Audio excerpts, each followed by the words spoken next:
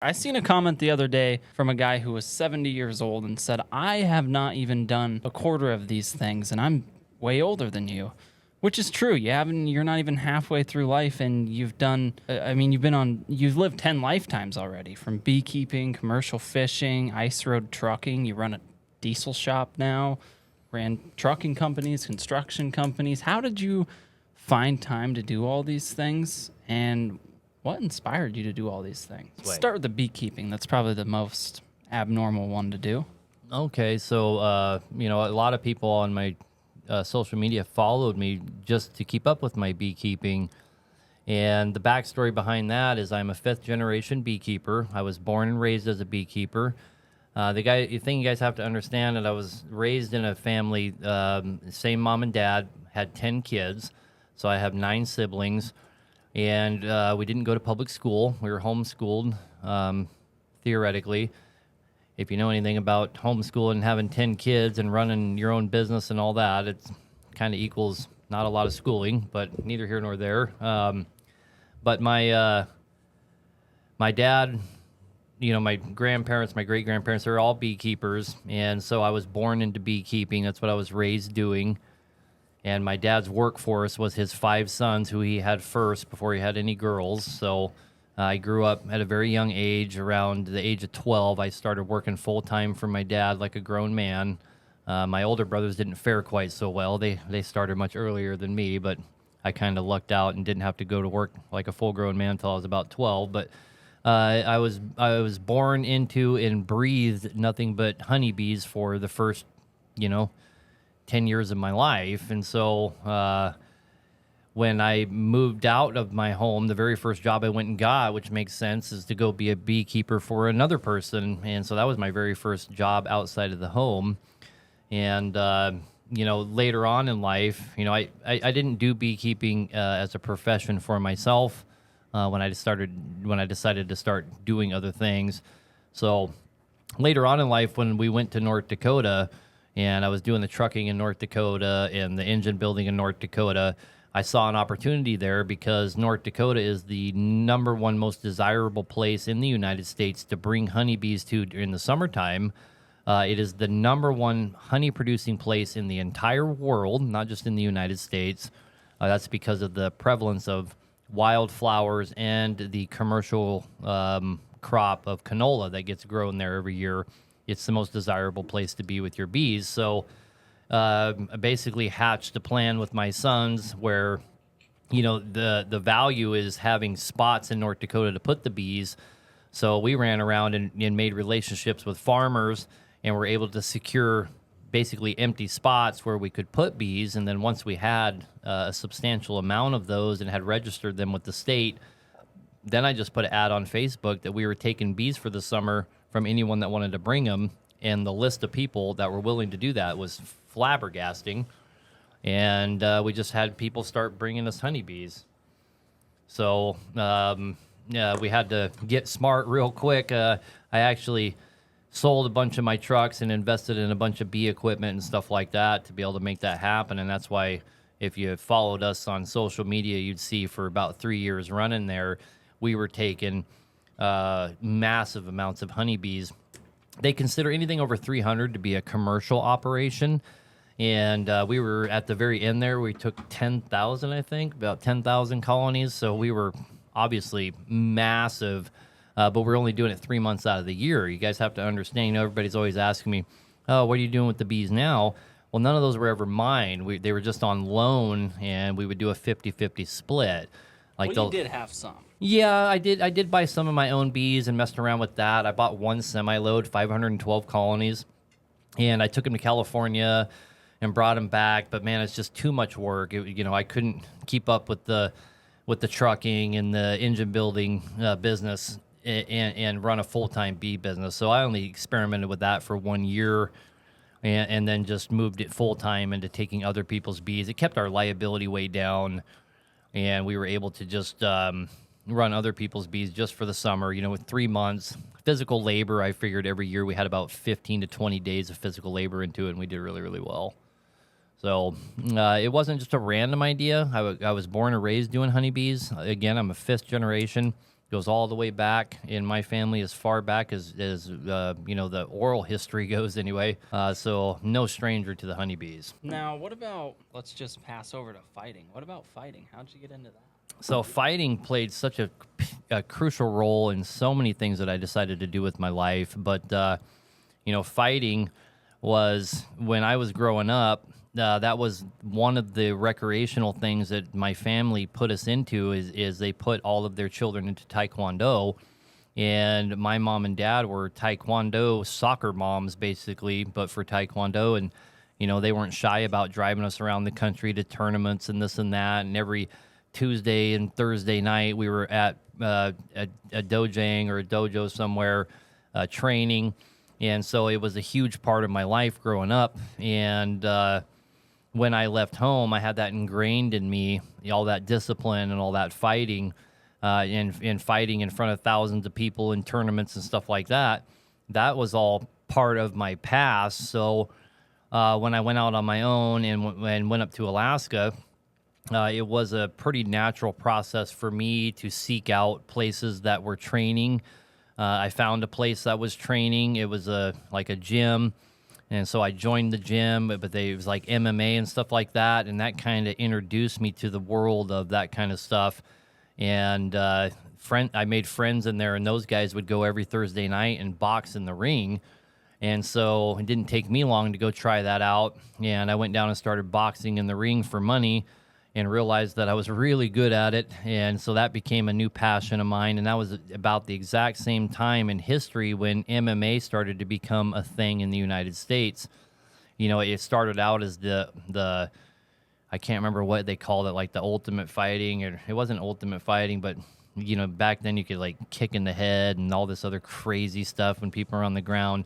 I don't remember. I can't remember what they called that kind of fighting, but it ultimately turned into what we know as the MMA now, the UFC and all that. So Alaska was quick to jump on board on that. There's a lot of fight culture in Alaska. And so they started the UFC, the Ultimate Fighting Challenge there in Alaska, and it was cage fighting. And the very first one they ever did, I was one of the first people to ever go there and fight. And the first one was called the Kazuki Challenge, and you had to fight 10 people in one night. And so that was my very first debut into MMA, was fighting 10 people in one night, and I absolutely loved it. So I just always continued to train and continued to go fight. But again, that atmosphere and that drive and that willingness to get up in front of thousands of people and fight, do something violent like that, permeated into so much other aspects of my life. What about street fighting? Did any of that ever turn into? I mean, did you keep it in the ring, or were you breaking faces in the streets? Well, you guys have to understand that Alaska's pretty unique. It's not the only state like this, but they're very true to this, where Alaska is a mutual combat state, and so if you ever go there, it is not uncommon to see people fight pretty willy-nilly, especially if you go to the bar scenes or stuff like that, or any kind of party scene. You can pretty much expect to see fights, and the police don't get involved in them. They may come and check it out and this and that, but people don't go to jail for fighting. So street fighting in Alaska is very prevalent. You don't see a lot of gun violence there necessarily, because guys have an avenue of escape where they can vent some of their frustration and fight with each other. As long as both guys technically agree to fight, and one guy isn't trying to escape, in fear of his life, then the police don't get involved. So it's very prevalent there. So I've done an unprecedented amount of street fighting. I wouldn't even say numbers because nobody would believe it, but a lot, an insane amount of street fights. Yes, sir. I want to back up a little bit. I'll kind of culminate how I got into some of these other things. We have to go back to my childhood. I was raised in a family where my dad was a prolific outdoorsman, prolific fisherman, hunter, all of that. And he would spend all of his money and all of his efforts towards the time of year when it was time to go hunting. And again, we did honeybees. And if you know anything about honeybees, in the fall, they go dormant. So you basically set the bees aside and you don't have to do any work. So that time of year, for about 4 months out of the year, we as a family didn't have to do any work, but it just happened to coincide when all the hunting season starts, right? So my dad would go nuts, and we had horses and mules and stuff like that. We were not rich by any stretch of the imagination. My dad would buy $500 horses that no one could ride and turn them over to us boys, and us boys would break them. I remember my dad picked up my horse for $400, and it had a lame leg, and wouldn't let anybody ride it, and I treated that leg for a year and got it healed and coaxed that horse for another year until I could ride it, and that became my mountain horse. But we had 11 horses, or 10 horses and one mule, and we would go super deep woods hunting, and like I went on fly-in trips to the Middle Fork of the Salmon River, 3-day hikes to get to where you're going to go to hunt bighorn sheep, antelope, deer, elk, and bird hunting, prolific bird hunting, of course. We would go on trips to go chucker hunting. We'd go 3-day trips out in the mountains to go chucker hunting. My dad was just crazy about hunting. So you got to kind of put your mind into where I'm trying to take you here. I grew up fighting and extreme outdoorsman, survivalist type guy. And so when I got out on my own and ran away to Alaska, so to speak, at 18 years old, and I know I was 18 when I got there because Alaska is one of the only states in the union where they had changed their law. You had to be 19 to buy tobacco. And I was so frustrated because I just turned 18. I was finally old enough to buy my own cigarettes and dip, and I go to Alaska and I can't buy cigarettes and dip. I got to wait another year. So I'll always remember how old I was when I first went there. But after I went commercial fishing the first time, it was about a 3-month gig I did. When I got off the boat, I had no intention of leaving Alaska. And so what I wanted to do was experience Alaska, and I figured the best way to do that was this is way back before the movie came out, but you had that book. I can't remember what the name of the book is. Trying to remember. It's the guy that goes out to Alaska and goes and stays in the abandoned bus, and he ends up dying.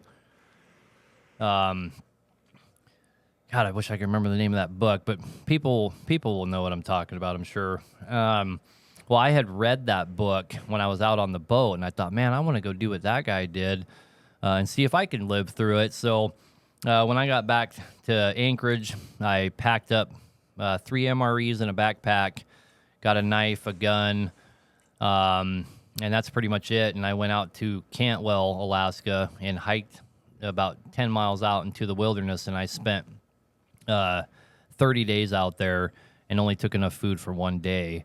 And survived off the land in Alaska because I just wanted to experience that and see what Alaska was really about. And so I have those kind of abilities, right? I can go out in the middle of the woods, away from everyone on planet Earth with no food, nothing but a knife and a gun, and survive for 30 days. So, I'm just trying to paint this picture where you understand the environment that I came from, hardworking, family-owned business, prolific outdoorsman. My recreation time was spent fighting and reading. My parents did. That's the other thing you guys need to grasp here is my parents didn't believe in having a TV. We grew up with no TV, no electronics. Of course, back then there wasn't a whole lot anyway. Cell phones didn't exist or anything like that, but my parents didn't allow a TV in their house. And the only recreation I had was to read. And so I was a prolific reader. I especially like to read history and economics and stuff like that. So I'm getting quite a bit of education that way, despite the fact that I didn't do a lot of schooling. So let's fast forward here. When I'm in Alaska, it's going to start to make a lot more sense. How did I end up with a gun store? How did I end up with a bounty hunting business? How did I get involved in all the things that I got involved in? How did I get involved in politics? How did I end up with a AM talk show for years and years? How did I end up doing all this public speaking? I've done a prolific amount of speaking in public, at universities, events, you name it. So I even went and spoke for the 4-H club one time. I forgot about that, but anyhow, just trying to get you to where I'm at in life. So I was raised a right-wing Christian conservative, and like most right-wing Christian conservatives, I was a little bit of a prepper, a little bit of a gun enthusiast, so to speak. That's the way I was raised. So my mom and dad were hardcore preppers. They always tried to keep like 5 years worth of food stored away and stuff like that. You know, they weren't Mormons or anything, but they operated like them, so to speak. And so I have a business mind, as you guys know. When I was 23 years old, and you know, I was on my, I had gotten a construction job. I'd do a construction job in the winter months, and then the summer months I'd go fishing, and I had lots of time to contemplate my next move. And my idea was I was going to start my own construction company, which by the time I was 23, I did start my own construction company. And this was pre-2008. And if you guys know anything about that, the housing market was off the chain. So it was very easy for me to be successful. And it didn't take me very long at all. And I grew to like 30 some odd employees working for me. And I had 4 construction trailers working jobs all over the state, and was very, very successful at that. And that culminated in me losing everything in 2008 because I grew big enough that I had my own subdivision with a bunch of spec homes in it during 2008. But all this time, you know, I'm going to gun shops and you know, tactical stores, and I'm one of those gear queers, like, you know, like guys can tend to be. And when 2008 happened and I lost everything, and I ended up moving to Fairbanks and kind of starting over, I decided I never wanted to be in a position where I did one thing again that could be taken away from me like that. So I did manage to find some work for the U.S. military, and for 3 years I did military contracts and was doing very well at that. But I took the opportunity to start some other businesses. And one of the businesses I started was, I always like to start businesses that feed my passions. So it made sense. I started a gun store. It was actually a tactical supply store. And I happened to start the store the same year Obama got elected, which was like a brilliant business move there, because people were going fucking crazy that he was going to ban all the guns. He was going to ban everything. Which, by the way, Obama didn't pass any gun legislation at all, but neither here nor there. And because of that, people were in a panic. And so it didn't matter how much shit I brought into my store, it would immediately sell out. For example, I ordered a container of 100,000 rounds of 7.62 by 39, and it only took 7 days to get rid of it. Unbelievable. So I was highly successful with my store. You guys got to remember, I'm still doing construction. I had my girlfriend at the time. She was working in my store, and the store just kept growing bigger and bigger. And my buddy, I had a friend down in Anchorage who had started a store. I actually helped him get it going, and we were super tight, and we would help each other out with everything. He started a secondary business, which was a bounty hunting business. And he called me one day and asked me if I was interested in opening a bounty hunting business of my own so I could handle all of the people in Fairbanks, because he was tired of driving to Fairbanks to find people. And of course, I took him up on that. I'm already geared up for all that. And so I opened up a bounty hunting business that became its own business very quickly.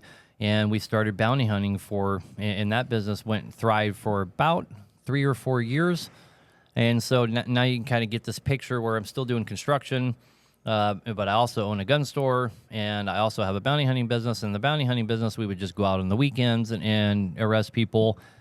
And the gun store, you know, I had employees that would run that, and I would, you know, spend most of my time doing my military contracts and stuff like that. But, you know, oh, this guy's done so many things, he lived so many lives. Yeah, you're right. I did a lot of things, lived a lot of lives, but it's just economizing my time towards the things that I wanted to achieve. It's very doable, of course. At the same time in my life, I started getting politically active, but not in the way that most people think, where I cared about the left or the right and stuff like that. I would consider myself at the time to be a classical liberal. Oh, no, I said the liberal word. You guys need to Google classical liberal before you shit your pants. Thomas Jefferson was a classical liberal. George Washington would be considered a classical liberal. James Madison was a classical liberal. So fuck off with your liberal shit, okay? So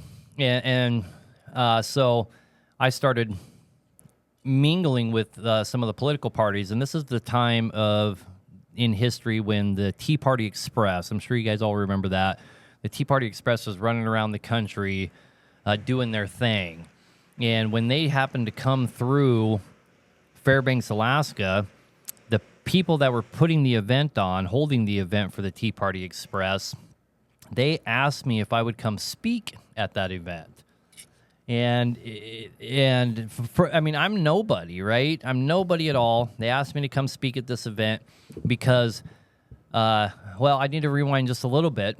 I started a survival class, right? Actually, I need to rewind even more. So I'm always trying to think of some way to promote the businesses that I have. And so one of the ways I decided to promote my gun store was I talked a guy that owned 80 acres into letting me borrow his 80 acres to set up a training facility. And again, I always try to think of things that I want to benefit from. So this guy allowed me to do that. And so once a month for one weekend a month, it was a 2-day thing. You had to stay overnight. I would hold a free event that was a training program. It kind of like a militia, but without any credo or mission statement, so not actually a militia, just a spot for guys to come together with camaraderie and hang out. And it was very successful. It was wildly successful. I would hire, and they were no joke. I mean, we set up a whole city there where we could do urban combat, and I bought all kinds of high-grade airsoft guns. I got a dealership for airsoft guns. These are like $300 a piece guns, I shot the heavy pellets, and I got comms for everybody, and we'd set it all up, and it ended up being about 80 people that started regularly coming to these events. I did that for 9 years. 9 years, and it kept growing bigger and bigger and bigger and bigger and bigger. And those people would obviously shop at my store, and this and that. It was a great way to promote myself and promote what I was doing. But I would go all out on these things. I'd use the store to fund it. I would like one time I hired a medic from Walter Reed Hospital. We flew him in. He gave us a 2-day crash course on how to do field expedient medicine. I hired like the guys that run the TAPS program for the law enforcement. It's like tactical and practical shooting or something like that. And they came and set up this whole course. I hired them a couple different times. And I would just hire different entities to come in and give these crash course training sessions to these guys. We had them come in with CS gas and gas everybody, and it was a lot of fun. So, I'm also doing this. Well, what spurred out of that was people kept asking me to give survival classes, that families could come to, because this isn't really a family event, so to speak, that I was putting on every month. So I decided to start a once-a-month survival class where people would come and learn at the survival class, okay? Well, I like to talk to people. And so out of that survival class spawned another thing that people asked me to do is where we started a book club. And so I started a book club another night a month where we would pick a book, we'd all go read it, and we'd come back every month and we would talk about the book. And unfortunately for them, they would let me pick the book. So I would pick like very libertarian books. And so I would talk about all these libertarian type ideas. Well, one of the people that would come to that book club was one of the people that put on the event for the Tea Party Express. And so they asked me to come speak at the event. That's how I ended up there. So I went to go speak at the event, and I only gave a 3-minute speech, and the crowd went wild. I don't even remember what I said, but I got a standing ovation. Everybody was screaming and hollering. I actually threw the mic as I was walking off, did a literal mic drop. And basically I just got up there and, paraphrase here, I basically said that men are designed to rule themselves and they don't need a master is basically the gist of it. And people loved it. And when I was leaving there, the the main DJ for our local AM radio show grabbed me by the arm. He said, "Hey, man, will you come on my show tomorrow? I'd like to interview you on my show." And I said, "Sure, I'll be there." And so I went there in the morning. That show was the biggest show they'd ever had in the history of their radio show. It was massive. And so they asked me to come on the next week. And it was even bigger. And they asked me to come on next week. And so I started coming on regularly once a week. And then that turned into them offering us my own show, which I asked my oldest brother to do with me.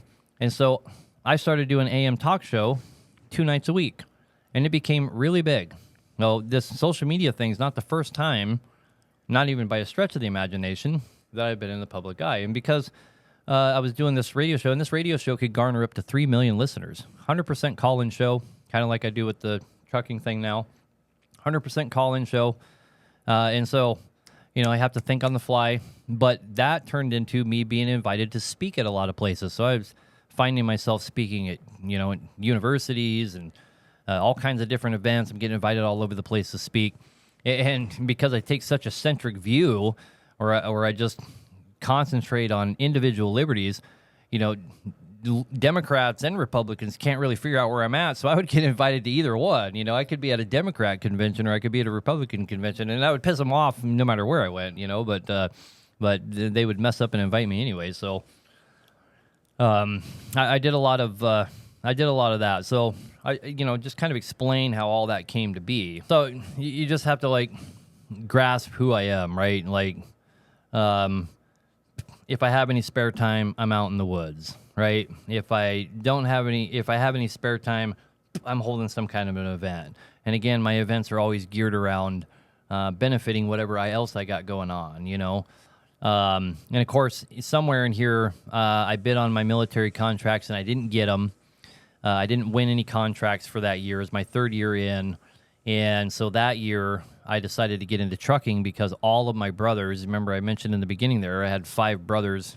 Ultimately, there's 6 boys and there's 4 girls, but my parents had 5 boys first. So, and they're spaced out. So these 5 boys are all really close. We still are to this day. Not that I'm not close with all my siblings, but the 5 boys were a very tight-knit group, and they all did trucking except for me. All of my brothers were in trucking. They all ran the Alaska Haul Road. I was the only one that didn't. My oldest brother had 40 trucks. He had a massive trucking company.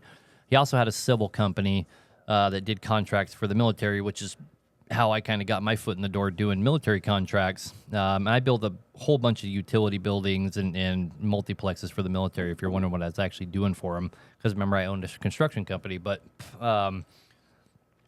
I bid on a bunch of stuff, and we got outbid by some other company, and all of a sudden I don't have a job. So, and all the guys that worked for me didn't have a job. And coincidentally, all the guys that worked for me when I started my company at 23, not all of them, but a whole bunch of the guys that are with me today, that are downstairs working on trucks right now, they're guys that were with me when I was 23 years old.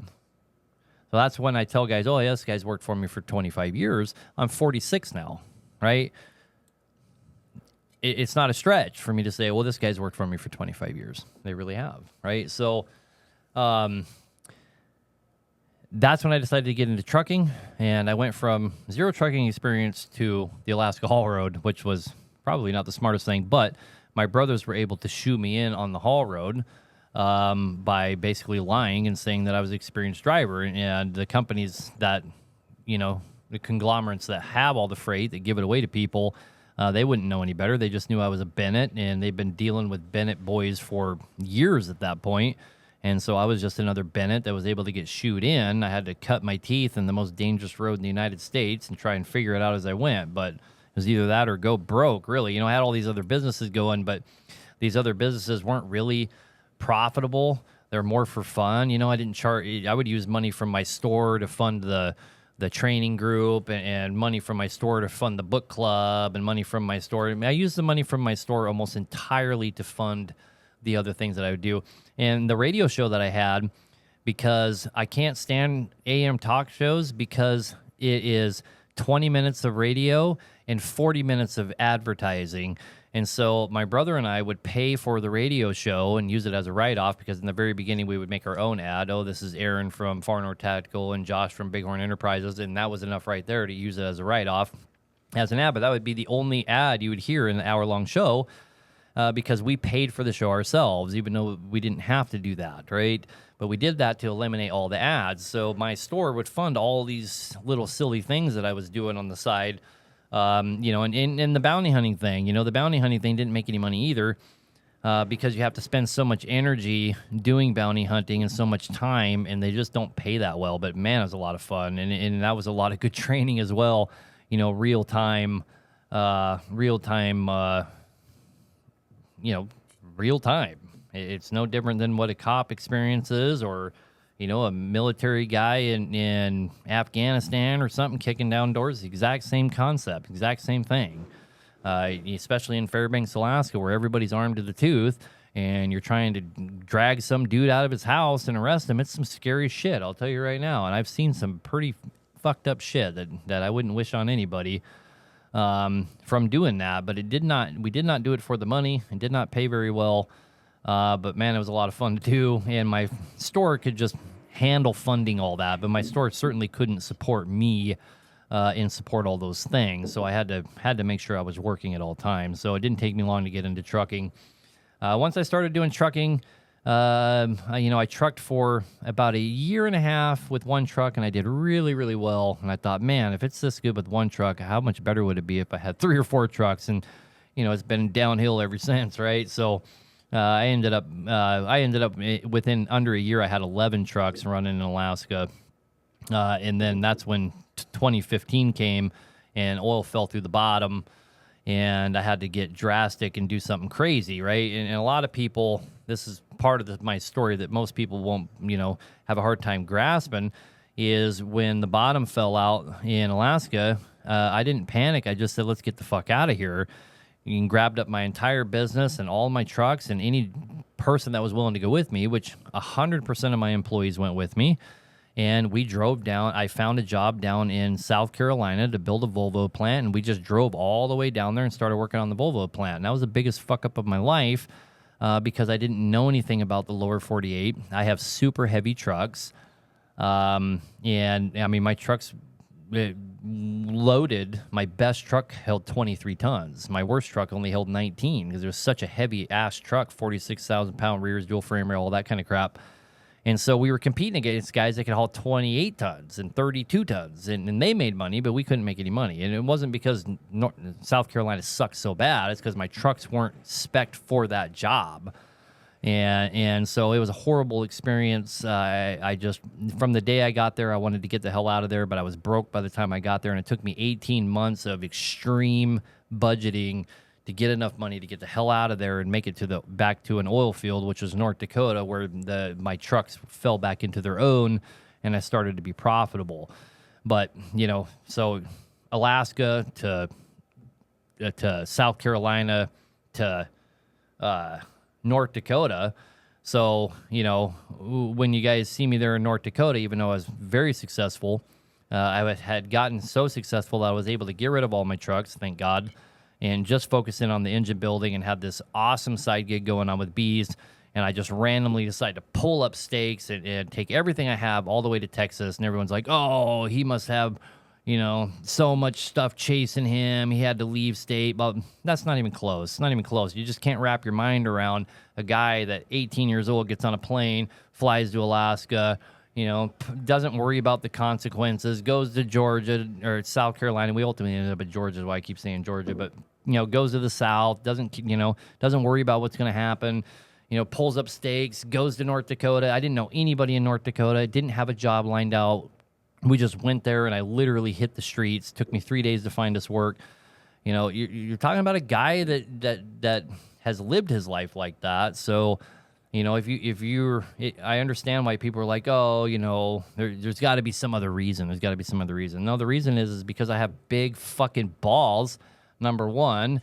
And number two is, I've said this before, I've never tied my success to wherever I'm at. I always tie my success to myself, and it doesn't matter where I go, I'm going to be there. And I mean that with all my heart, you know, so I'm not scared. If I felt like I needed to take this company and my family and all these guys that rely on me to take care of them, if I thought that we needed to pull up right now and go to Nebraska, guess where the fuck we'd be heading?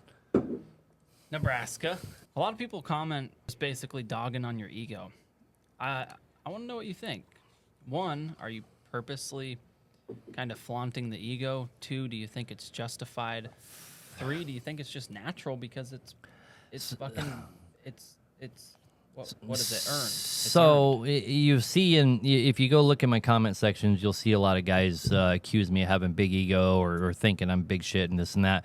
But if you look closer, you'll see in the comments all kinds of people saying the opposite. And all the people that are saying the opposite are people that have met me, right? It's always people that have met me that say, oh, no, the guy's super humble, nice guy, takes time. I do. I try to take time for everybody that I can within reason.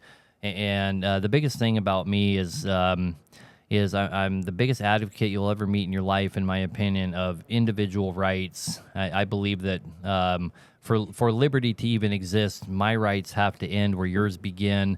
And I try to always understand that everybody else around me has just as much value as I do. The economy of time and the economy of human action dictates that everybody has equal value to an extent. So I never throw away any kind of relationship. I never shit on anybody. I'm quick to fight you. No doubt about that. I will not let you shit on me. That's the other thing people don't realize. You know, I have people come here and they'll get loud and they'll act stupid or something, and I'll pop you in the fucking mouth, right?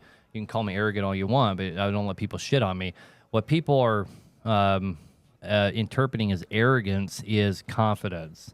You know, I'm confident. I don't give a fuck. It takes extreme confidence to take your business and move it literally thousands of miles away overnight and just set up again and just expect everything to work out for you. What people interpret as arrogance, they're misrepresenting confidence, right?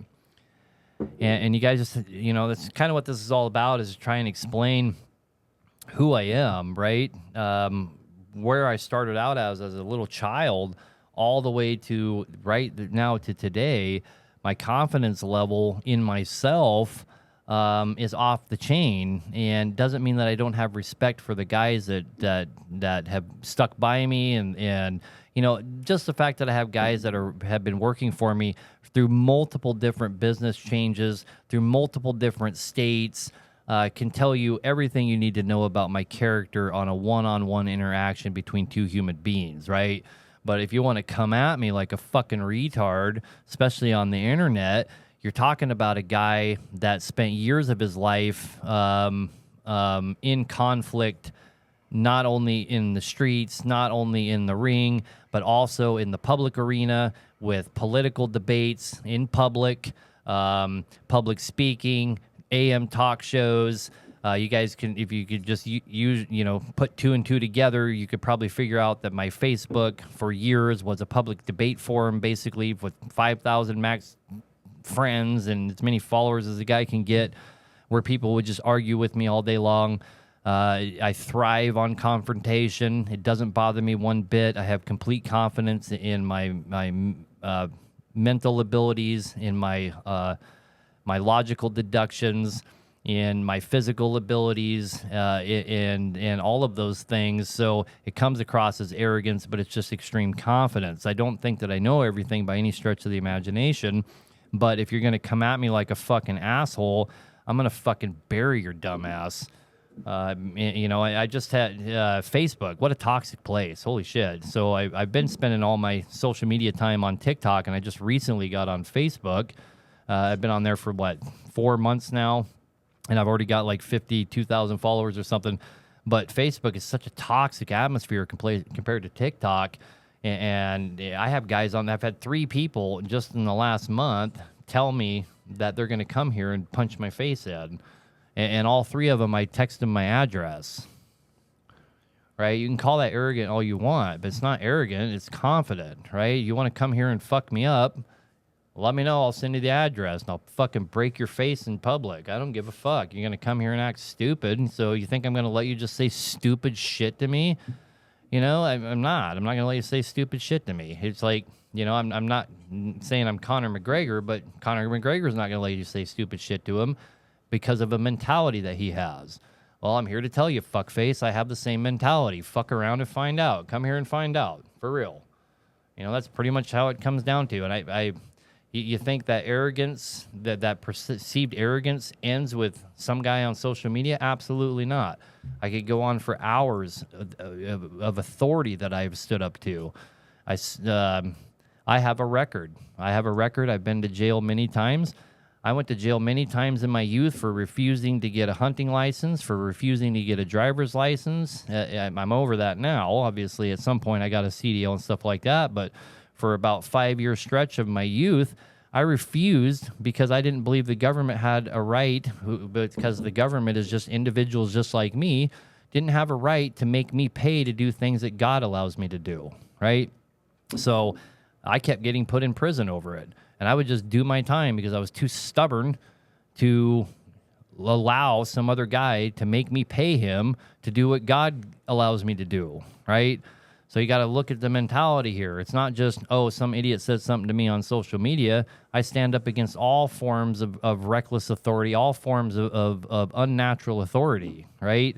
A natural type of authority would be accountable authority. Like for my son here, before he was a full-grown man, if he throws a rock through somebody's window, who's accountable for what he did? I am, right? So I'm the only one that gets to decide how I shore myself up from that accountability with my son. If I want to give him a spanking or whatever I want to do to keep myself safe from him making me liable with other people. Well, when we're adults, the government tries to step in and take that same role. But here's a great example.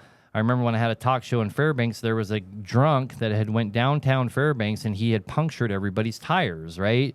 Popped everybody's tires, everybody that's out at the bars that night. He's just a fucking asshole. He went and popped everyone's tires. Well, the government came and arrested him and then put him in jail and gave him a fine. And so he had to pay the state. So the state sets themselves up as the injured party. And guess what happened to all the people that had popped tires? They had to go fix their tires. He did not have to indemnify any of those victims, right? None of those victims got indemnified, not one, but the state set themselves up as the injured party, and he had to pay the state.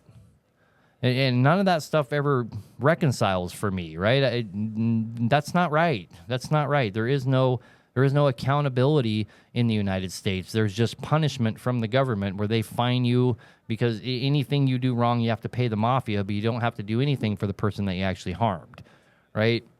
And so I just not okay with that. And it's caused me a lot of problems through my life as far as resisting government. And I remember one time I was building a subdivision, and the mayor of Anchorage's best friend lived in the subdivision above the subdivision I was building, and my subdivision was literally blocking his view.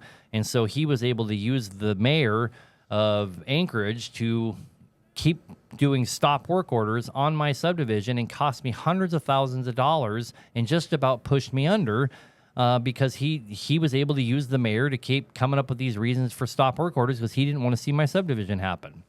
The government getting involved. And what did they have to do with this? I'm building houses for other individuals, and the government's getting in the middle and deciding that I'm not going to build this subdivision. So ultimately, I went down to the mayor's office and verbally attacked him in public and called him every name you could think of. And he actually jumped across the table and tried hitting me. And his lawyer that was present shit his fucking pants and grabbed a hold of him. He's like, "Whoa, you're about to get us all in big-ass trouble." But the point was gotten across, and I was able to ultimately finish my subdivision. I'm not going to let somebody, because they're a pompous ass, decide that they're going to tell me what I'm going to do with my life and fuck my life up because they have the violence of the state behind them. I'm certainly not going to let some fucking dildo on social media tell me jack shit. I can tell you that much. Call it arrogant all you want, but fuck you. All right, we're getting up on time. So, guys, we're going to wrap this up. At the end of this video will be a bunch of clips that we pulled together, like we mentioned in the beginning. If you didn't already skip to the end and watch them, you can go watch them now. Yeah. I've had such an interesting life. I mean, I've got the, we're here in Texas, and so most Texans know who Ron Paul is. I've interviewed Ron Paul 3 different times. For example, I've interviewed all kinds of awesome people, but that's probably the most well-known person in general that people would know about. I've interviewed Ron Paul 3 different times. Like I said, I was part of one of the biggest FBI ATF double stings in history. There's a book written where I'm one of the key players in the book. You think you question my life, whether it's really all that interesting or all these things that I did. There's a fucking book out there that I'm one of the key players in. I mean, that should tell you a hell of a lot right there, right? That there's got to be some validity to some of the crazy shit that I claim that I've done or been a part of. A couple things to think about here is, kind of like, well, how valid was his radio show or anything like that? And Texans will really resonate with this, but my radio show was big enough that I interviewed Ron Paul on my show 3 different times. 3 times he came on as my show as a special guest. So, that kind of gives you an idea of what was the reach like on my AM talk show. Ron Paul took the time, 2 hours, so 6 hours of his time to come on our show as a special guest. He came on the first time and then wanted to come back the next 2 times. So it kind of gives you the reach that my AM talk show had. Another thing is how much validity is there to Aaron saying, "Oh, crazy this or crazy that?" Well, there's a book written called Blood of Patriots, where I'm one of the main characters in that book. It is it's an interesting book, but there's a whole section in there where they're talking about a guy named Brian. I am the guy in that book. So I've lived an interesting enough life for there to be a book written that's partially written about me. So, you can call it arrogant all you want, but it all happened and continues to happen. So there's that.